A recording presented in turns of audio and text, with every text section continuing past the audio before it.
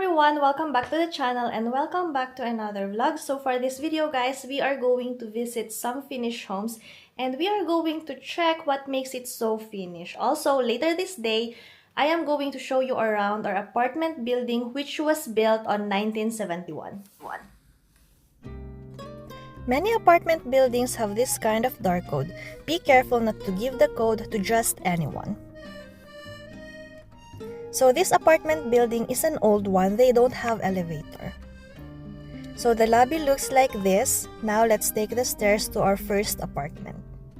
In newer buildings, lobbies are usually more spacious.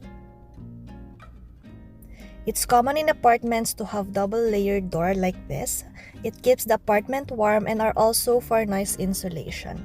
Now let's see what's in this apartment that makes it Finnish. So on these doors are letter plates that allows easy delivery of letters, bills, small parcels, and the like. Dish brushes are very common in Finland. They use this more than dishwashing sponges. And of course, the Mocha Master coffee maker. Here's another apartment and again, double-layered main door.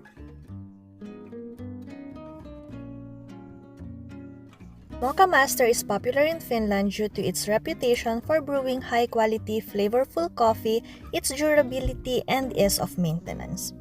Finland has a strong coffee culture and it looks like Mocha Master fits well within this culture. It's also very common to find Iittala and Arabia products from Finnish homes. They are common in Finland because they're not just brands, they're part of Finnish cultural heritage and everyday life. Both have been making tableware for well over a century, so generations of Finns grew up with them in their homes. They became symbol of Finnish craftsmanship, quality, and design long before Finland was even an independent nation. I myself is also a fan of these brands. They are quite pricey, but you could also find some pieces from thrift shops and marketplaces. Another brand you'll commonly find from Finnish homes is Marimekko. Did you know that Marimekko's most famous pattern, Unikko, or the poppy print, only exists because of a designer's rebellion? In the 1960s, Marimekko's founder publicly declared that her brand would never make floral prints because she thought flowers are too predictable. But a designer disagreed, so she secretly designed a bold, abstract poppy pattern anyway. The founder loved it so much that she broke her own rule. Finnish homes have practical storage and entryway culture. Functional eteinen or entryway with coat racks, a bench, and a place for shoes because outside shoes never enter the main living space. They also have clever storage built into walls and furnitures to keep clutter out of sight. Another trait that makes a home very Finnish is the minimalist and functional design. Spaces are uncluttered with furnitures that's practical and often multi-purpose. It has influences from Scandinavian design, clean linens, light wood tones, and neutral colors.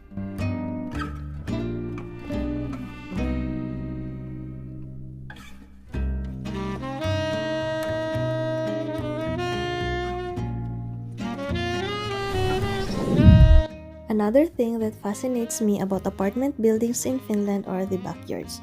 You will often find a playground, picnic area, clothesline, benches, and storage area for bikes. So, let's pass by the grocery store for a while. Kumuha lang tayo ng something for dinner.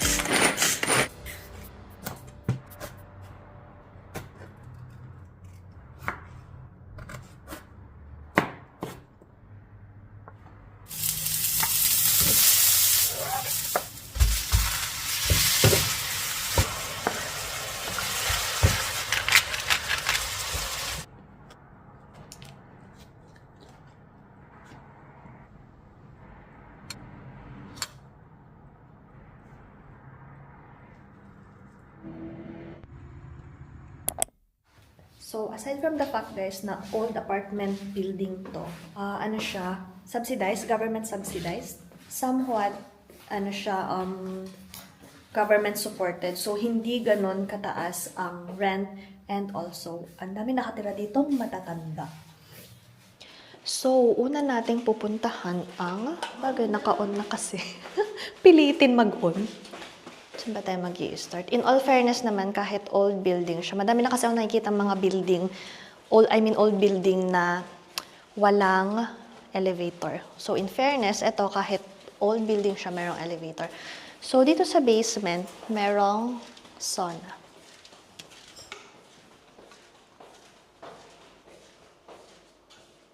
Tapos, may sauna buoro.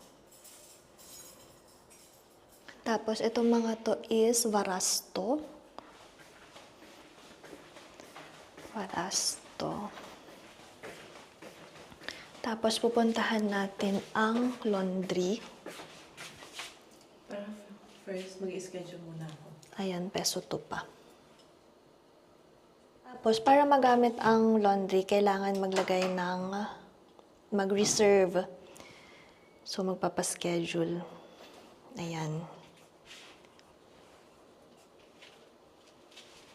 Kailangan lang naman magpa-schedule and free ang paggamit ng laundry. So, ito ang aming laundry area.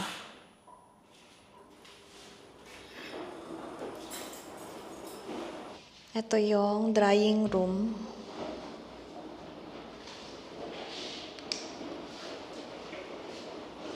Diyan lang ang peso kone. Ito, ano lang din entrance lang din. So, ayan, for this day, may naka-reserve ng laundry. Kaya, hindi pwedeng gamitin. Tapos, next naman is yung mga Varasto. So, ito yung Varasto namin. Tayo ang may pinakamaayos na Varasto. Yan yung sa amin na part. Tapos, ito yung mga sa mga ibang apartments. Ang English ng Varasto? Storage room. So, andun ang ating storage room. Pag nasa basement, feeling mo matangkad ka kasi abot mo yun. Wait lang, tingnan nyo. Ang baba kasi ng ceiling. So, ito basically yung basement. Ano to? Bakit may ganito naman dito? Nakatakot.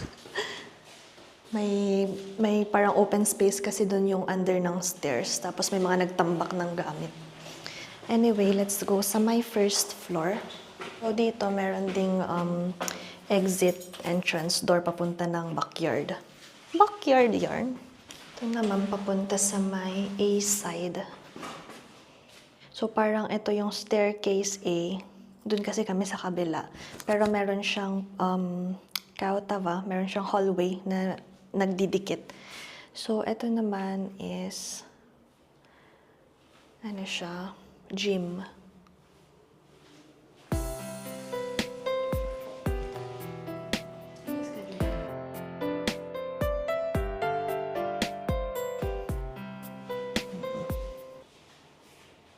Kailan mo mag-schedule dito?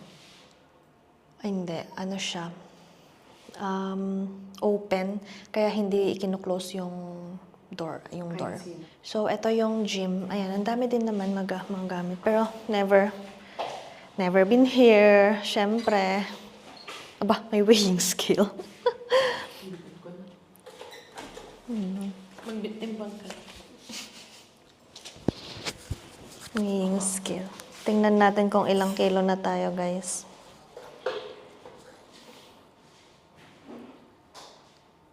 Tan-tararan-taran. Siyempre, blur. Sige nga. Paano mo? Hindi marun.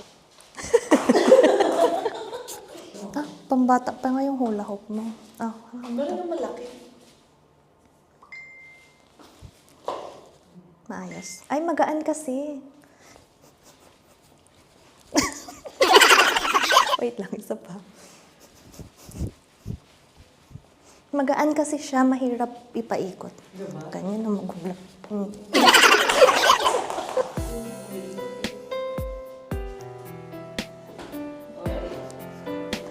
Ayan. Ito step peri. Tatayo ka ito. Try mo to. Mag-bike, dito ko na lang. Oo. Hindi ka marunong mag-bike, ito. Pwede ka. Kasi hindi ka matutulog. Hindi ka ano dyan. Stable yan. Tapos ito. Sige, tara na guys. Kalokohan na lang to. Napagod ako din. Nakapagod din mag-gym-gym na yan. Kaya, let's continue. Pero ayan, pwede siyang gamitin ng dun sa amin, tapos dito din. And yung sa may kabilang building din. Kasi iisang ano lang naman siya. Iisang area kumbaga. So, open for everyone. So, basically, yan yung dito sa may building namin. Titingnan natin sa may kabilang building naman, yun sa may leisure area, parang, or club room. Pwede dun ano ng party, o kaya meeting, ganyan. Pero kailangan dun nagpapa-reserve din. And open din siya dito sa buong tong area na to. Itong sa may address namin. Ano kasi to parang isang address pero 4 stairway. Stairway to heaven. Staircase? Ano ba yun? Rappo. Basta rappo. Rappo A, B, C, and D. So, let's go check. So, ayan. Andito tayo sa may kabilang rappo. Pero dito naman makikita yung sinasabi ko na parang club room. Yun siya, guys.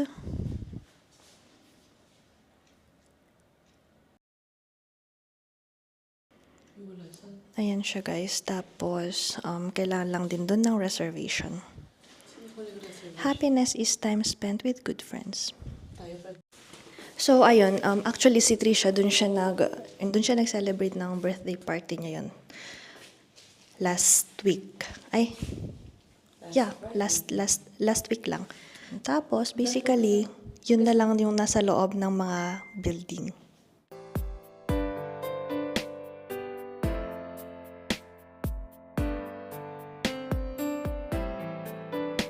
Yan yung pinakita ko kanina na door papunta dito sa may backyard. Ayan. Tapos yan yung sampayan. So there guys, that's it for this video. Again, thank you for watching. If you've liked this video, please give it a thumbs up. Please don't forget to subscribe and I'll see you on my next one.